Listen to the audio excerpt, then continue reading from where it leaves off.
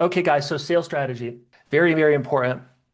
So the big idea here is you need to simplify your sales strategy to get reps ramped and producing more quickly. We're going to cover three things. We're going to talk about your primary offer. We're going to talk about your ICPs, which is your ideal customer profiles. We're going to figure out, is there too much complexity there in your ICPs as well? We want to reduce as much complexity as possible so that ultimately retention is as easy as possible, which we'll come back to in a second. And then we're going to figure out, hey, based on what seems to be the best strategy for you in terms of what you're selling and who you're selling to, is that ultimately the fastest path for the business and the rep to revenue? Most likely it's a yes, but that's an important question that we'll answer. And the overall focus here is figure out opportunities in your offers and ICPs and ultimately your sales cycle to simplify strategy. Okay. So your sales strategy is incredibly important and it's foundational, which is why it's on day one today. Foundation. It's foundational around the topic of retaining sales reps. So if you recruit me as an example, and you onboard me into a bunch of complexity, and you're hypothetically trying to train me into selling five things to five different types of potential prospects that are totally different from each other, well, versus selling five things to five different type of prospects versus hypothetically just one thing to one type of prospect, well, the amount of complexity compared to on the former is way different. Meaning, let's say that if we go to the marketing company example, okay, and we've served, we've served somewhere between 60 to 80 industries, okay? Um, direct to consumer, somewhere in between 10 to 20, and then 50-ish, B2B industries. So what I covered this week, if it doesn't perfectly align with your sales model, your industry, if I say outside sales, but you're inside sales, if I say remote sales, but you're a door-to-door sales company, don't kind of compare my examples. The goal is for me to illustrate some of these ideas so they make sense for you, okay? But in this example, we're going to talk about offers and simplifying your offer. So as an example, let's say that Sales Recruiting University, our business, had a marketing company come in, and let's say that it was a remote marketing agency, and they wanted to build, hypothetically, a commission-based sales force, where reps would self-generate and close their own deals and manage the full A to Z sales cycle. Well, first off, in a B2B model, that's already fairly challenging, right? All commission opportunity, B2B lead generation, setting your own appointments, closing your own appointments, that's already difficult in and of itself, which commission-based sales in most situations is going to be difficult. But let's also say that this marketing company, says, hey, what we've done historically since we've been in business, whatever, for 4 years, is we've sold these five products and services. Okay. Well, immediately when I see this, I go, okay, well, that's a lot of complexity. Okay. And what I want to do when I'm scaling up a commission-based sales force is I want to reduce as much complexity as possible so that when I onboard a rep, not only does it reduce my leadership workload because I'm teaching them less things, but it also reduces the overwhelm for the rep, which means their learning curve gets shortened and their path to success gets shortened. So as an example, if I'm trying to learn to sell five things versus just one thing, well, ultimately that's five times harder of a job. That's kind of the point. Okay. So what we would do typically here is we would look at a company and we'd go, okay, John, Sally, whatever the person's name is, out of these five products and services that you sell, break down the revenue percentage for me. And this is what I want you guys to think through today.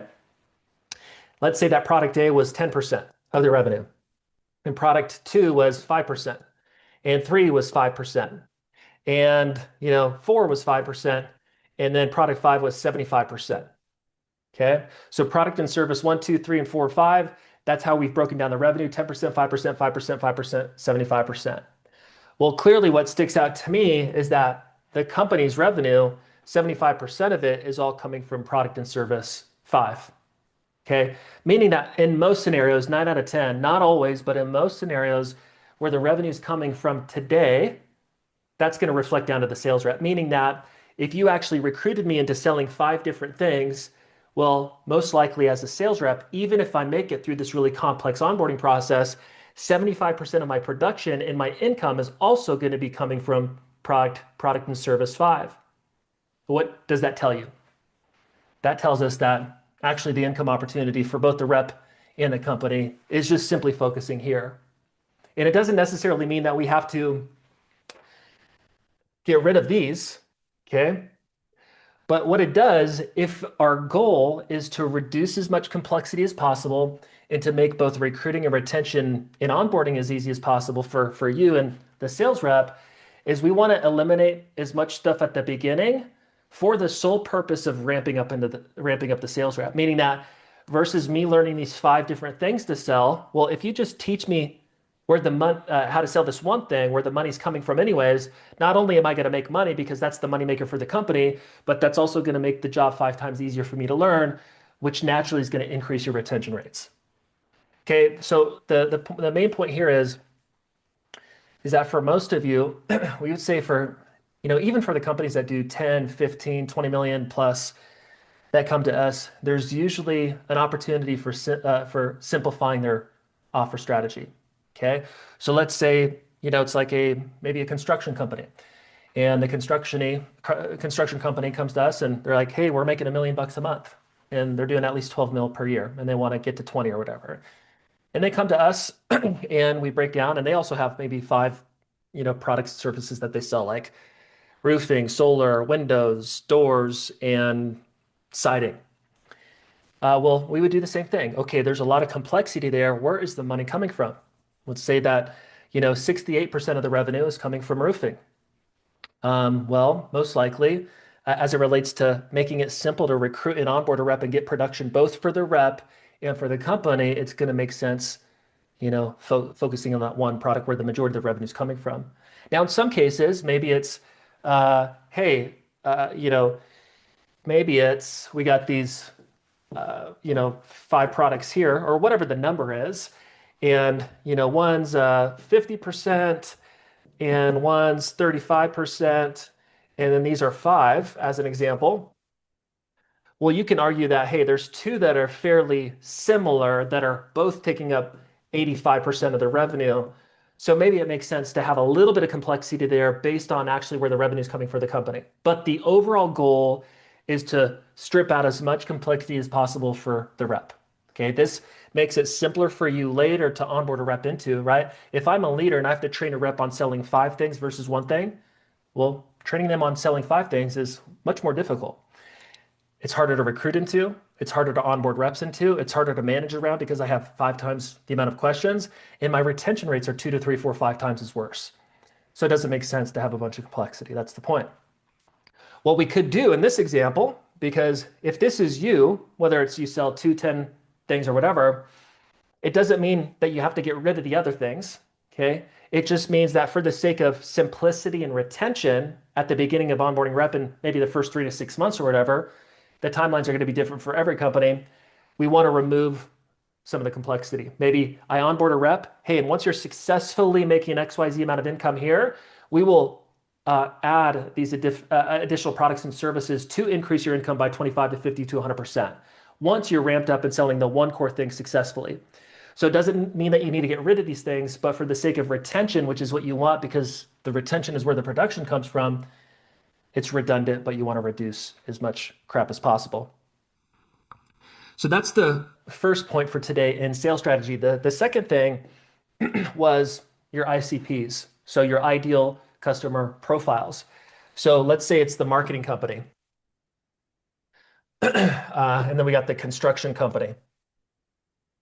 The marketing company, well, maybe they're selling to one industry, which that's pretty straightforward.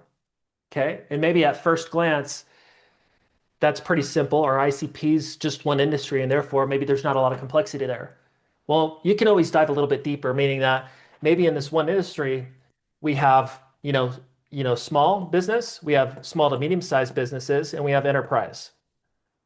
Okay, well, the problem is even if I'm selling to one industry, the rep is having to learn the conversation and the pain points and the desires, which is different across business owners between small business owners, small to medium-sized business owners, and enterprise clients, which not only are all different, but they have different decision-making processes. So although at a glance, it may seem that there's a lot of simplicity there because it's one industry, if you dive a little bit deeper, there may be more complexity that you think inside the offers in both and the ICP. Let's say that, to go with another example, let's say you had a roofing business, okay? And And they're just like, hey, we just sell roofing. That's pretty simple. But then we dive a little bit deeper and we go, okay, there's actually commercial roofing. And then there's also residential roofing. But within residential roofing, there's actually repairs, there's full retail replacement, and then there's also, insurance restoration work, which maybe some of you are familiar with that. Okay. Well, the type of customer and the offer in this, although it's all roofing, is quite different between all repairs, retail full replacement, where I'm getting the prospect to pay for the roof out of pocket by themselves, and the insurance process where the insurance company is paying for the cost or the replacement of the roof. On top of that, if I add in this hypothetical example, a commercial, product for roofing, well, although I just started off with roofing, the reality is that there's a lot of complexity that happens in between here, both on the offers, right? Um, which changes the sales conversation, which is what adds complexity for the rep and the type of people that I'm selling to. As an example, even in the residential area, but really clearly between the residential homeowners and the commercial buyers. Those are a direct to consumer and a B2B sales opportunity. So hopefully that helps you think through your model a little bit. But usually there's opportunities for simplicity in your offer and your ICP. The last topic for sales strategy, the first topic for today, is just thinking about the sales cycle. Okay, so if we go back here, and this is pretty simple, but this is just kind of a final screener to decide what your sales strategy should be. Let's say that I was the marketing company and I did have these products and services, and then I did come to the conclusion that, okay, we sell these 5 things and we're going to eliminate these for the sake of simplicity and recruit and onboard reps into this one core product that's bringing in 75% of the revenue and not eliminate these, but add these for later once a rep is making money. Let's say that we came to the conclusion there hypothetically. And then we also came over here and then we realized, okay, we sell to one industry, but there's actually a lot of complexity in the size of the organization that we're selling, small business, small to medium-sized business owners and enterprise. And we came to the conclusion that, 80% of our revenue is from small business, 12% is from SMB, and then the other 8% is from enterprise. Well, I'm also going to do the same thing here and not necessarily eliminate this from, our client, our future client list, but for the sake of simplicity at the beginning of onboarding a rep, have them sell to where the majority of the revenue is coming in from. Okay. So you do the same thing with the ICP in terms of allocating revenue towards it. Well, this last point is asking, okay, if this is us, or if you've done this for yourself, is selling this product and service to hypothetically this ICP, is it the fastest path to revenue? Most likely the answer is going to be yes, but it's a good kind of final question. So what we do here is we go, okay, here's the offers that we have or the products and services that we have. We allocate the revenue to understand, okay, where's the company making money? Does it make sense to focus on where the company is making money in terms of building our sales team, at least in them ramping up to a good income? Again, we're talking about a commission-based sales model this week. So your goal is just to get the rep making money. If they don't make money, they're never going to stick. If you're in a salaried model, you can have as much complexity as you want, but you're still going to burn a bunch of cash because it's going to take them long to learn the job because there's too much complexity. But if you go, here's our offers, whether you have 2, 3, 4, 10 of them, whatever, and you allocate the revenue, that will typically help you understand what are the one, max 2, 3, but ideally one thing that you sell. And if you do that with your ideal customer profiles, whether it's industries related or if you're a direct to consumer organization, maybe it's, a low income housing, medium income housing, high income housing. So there's a bunch of different, ways to kind of identify what your ICP is. But if you also allocate your revenue to your ICP, and that gives you a clear understanding of your core offer and your core ICP, the last question is us focusing on that the fastest path to revenue for the company and the rep? If it's a yes, then that's your opportunity for simplicity. Okay. So again, the focus here, the big idea was you need to simplify your sales strategy to get reps ramped and producing quickly. And the focus, figure out opportunities in your offers, ICPs, and sales cycle to simplify strategy.